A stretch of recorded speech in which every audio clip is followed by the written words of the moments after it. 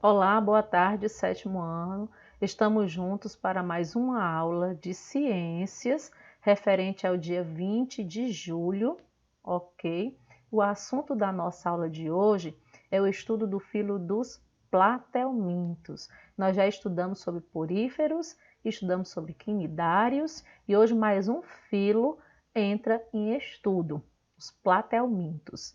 Então, o objetivo da nossa aula de hoje, turma, é de conhecer as características gerais dos platelmintos, identificar também algumas verminoses causadas por platelmintos, como a teníase e a esquistossomose, certo?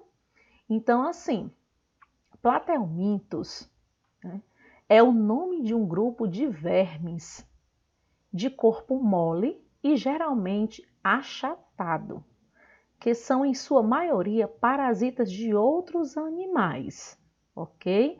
Então, mostrando aqui para vocês, aqui ó, os platelmintos. Vou já dizer para vocês os seres que representam esse filo, ok? Então, os platelmintos são animais cuja estrutura corporal é muito simples. Existem mais de 20.000 espécies descritas, sendo bem conhecidas as tênias, né, o esquistossomo, as planárias, certo? Então, são animais terrestres, podem ser também aquáticos, de água doce ou de água salgada.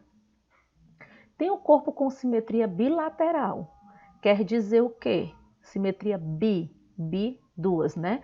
Então, quer dizer que os dois lados do corpo são semelhantes. São acelomados, também outra característica, que não há nenhuma cavidade corporal.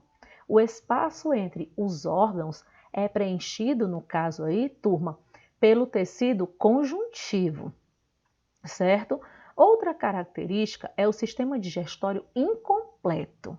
O alimento entra pela boca e enzimas digestórias produzidas nas células especializadas, certo, das paredes da cavidade gastrovascular, atuam sobre ele. E os restos são eliminados também pela boca. Então, só apresenta um único canal. O canal por onde entra o alimento é o mesmo canal por onde esse alimento também será excretado.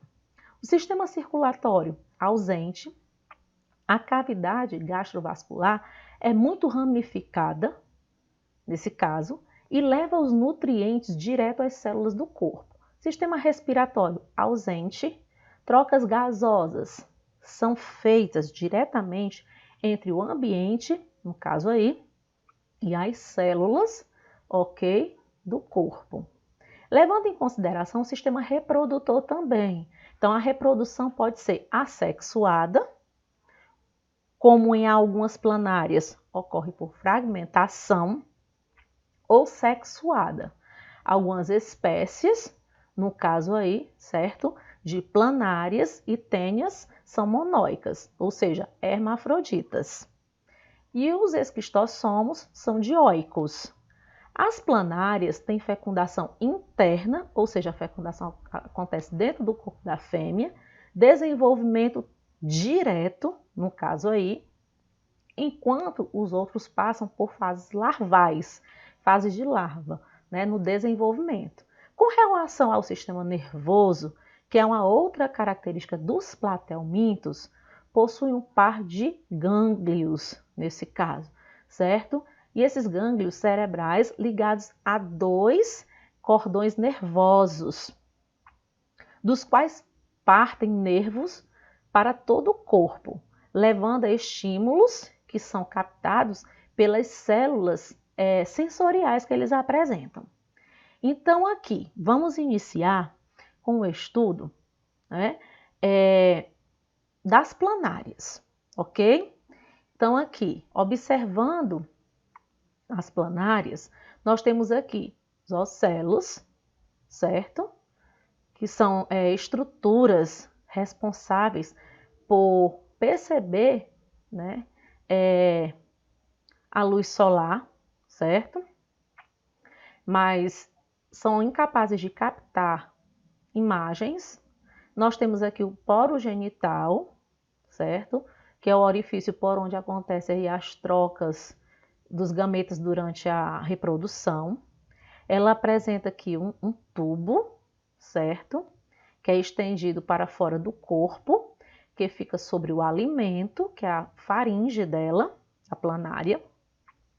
E nós temos aqui, ó, a boca, que é o local por onde o alimento ele é ingerido e ele é também excretado. Então, as planárias, elas são pequenas, né? Elas medem cerca de 1 centímetro, mais ou menos, né? De comprimento. Então, esses platelmintos, eles podem ser encontrados em córregos, em lagos e lugares bem úmidos. Certas planárias, elas se locomovem com a ajuda de cílios, que apresentam, né, na extremidade do corpo, e alimentam-se de moluscos, de outros vermes, né, e de cadáveres também de animais maiores, né, e entre outros exemplos também. Com relação, né, à região anterior do corpo da planária, localizam-se a cabeça, ó, aqui a cabeça, certo? E os órgãos dos sentidos, ocelos, né, como eu falei anteriormente, estruturas capazes de detectar o contraste, no caso aí, entre o claro, né, e o escuro, mas que não formam imagens. Órgãos auriculares, certo? Expansões laterais da cabeça, capazes de perceber sensações gustatoriais e olfatoriais, auxiliando o animal, né, na localização do alimento, ok? O corpo da planária é achatado, possui a boca localizada, né, na parte ventral, como nós observamos aqui, ó, na parte ventral do corpo da mesma. O intestino da planária, no caso, nós podemos observar que ele é bastante ramificado e atua digerindo os alimentos e distribuindo para as demais partes do corpo. Então, a planária adulta, turma, ela é hermafrodita, isto é, apresenta tanto o sistema genital feminino, né, quanto masculino. Quando duas planárias estão sexualmente maduras, no caso aí, e se encontram, elas podem copular. Então, após a troca de espermatozoides, no caso, né, através dos poros genitais que elas apresentam, os animais eles se separam e os ovos são eliminados para o meio externo delas.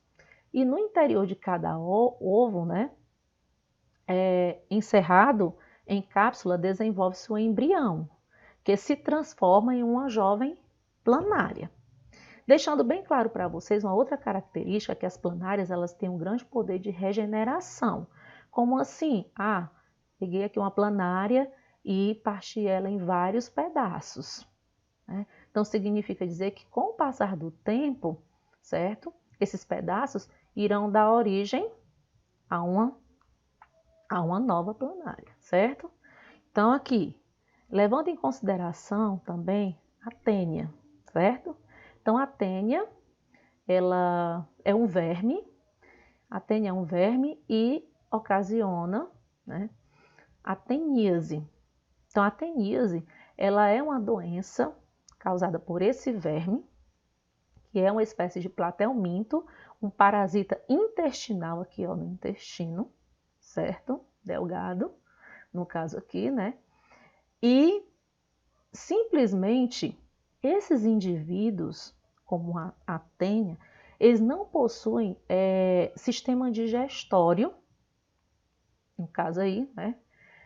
Uma vez que eles absorvem nutrientes digeridos pelo hospedeiro, certo?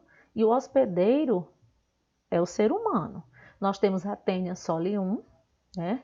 Que ela é parasita de suínos, parasita os porcos, E nós temos a tênia saginata, que parasitam os bovinos. Ambas possuem o corpo dividido em vários anéis, ou seja, o corpo é bem segmentado, né? E na extremidade anterior, denominada de escólex, no caso, que é a presença de ventosas, que auxilia na fixação do animal. As tênias, elas também são hermafroditas. No ciclo da teníase, turma, o animal humano é o hospedeiro definitivo. Os suínos e os bovinos, deixando bem claro para vocês essa diferença, são considerados hospedeiros intermediários, certo? Então, ao se alimentar da carne crua ou mal passada do animal contaminado, o homem completa o ciclo da doença. Então, quais são os sintomas? Quem está com teníase? Dores de cabeça constante, dores abdominais, perda de peso, enjoos, perturbações nervosas, irritação constante, fadiga, insônia. Então, um indivíduo que ingere ovos da tênia solium diretamente pode ter o seu organismo bastante comprometido, uma vez que o embrião passa do intestino para a corrente sanguínea.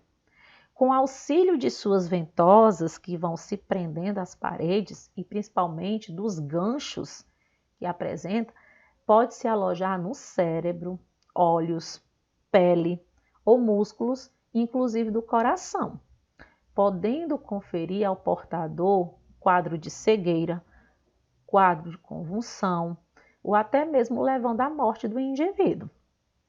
Então, esse processo de ingestão direta do ovo da tênia, né, do porco pelo indivíduo humano, é denominado de cisticercose, ok?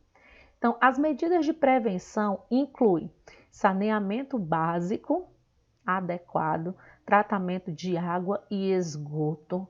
A fiscalização é fundamental das carnes de porco e boi. O cozimento prolongado também é de grande importância dessas carnes com cisticerco antes da ingestão.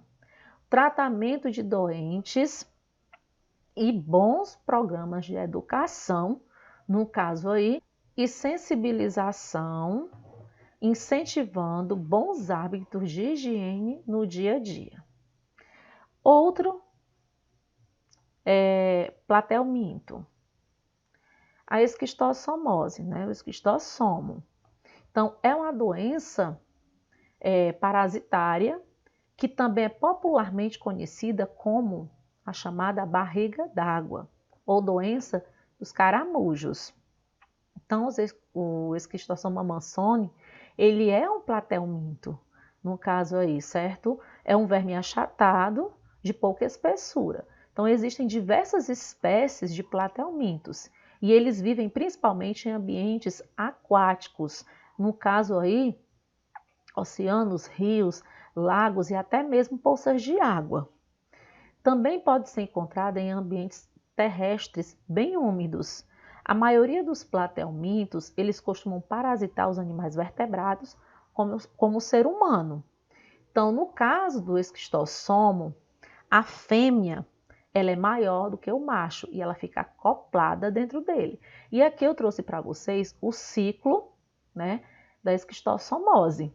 O indivíduo infectado pela doença, ele libera os ovos, né, do verme através de suas fezes, certo? Quando as fezes entram em contato com essa água aqui, os ovos eles vão eclodindo e eles acabam liberando larvas, né, no meio ambiente. As larvas elas vão infectando, no caso aí, o caramujo, que será o hospedeiro intermediário, e após algumas semanas, as larvas elas saem do caramujo na forma de cercárias, certo? Com a cauda e ficam nadando livremente nas águas. Então, quando o ser humano entra em contato com a água contaminada, como esse senhor aqui que está pescando, certo?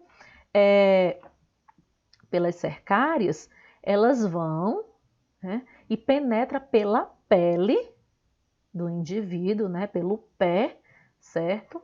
Atinge aí os vasos sanguíneos, né, do intestino e do fígado, né? E esse indivíduo ele passa a ser o hospedeiro definitivo, né? No caso aqui, esse homem que está pescando. Então, se a doença não for tratada corretamente, o indivíduo ele pode até morrer, vir a óbito, tá certo? Turma, vou deixar aqui a leitura em atividade para vocês das páginas 234 e 235, tá certo? Coloquem em prática, leiam, releiam, respondam essas questões e vou deixar aqui registrado um grandioso abraço meu da professora Sádiva. Estaremos juntos no plantão de quinta-feira, ok? E até o nosso próximo encontro.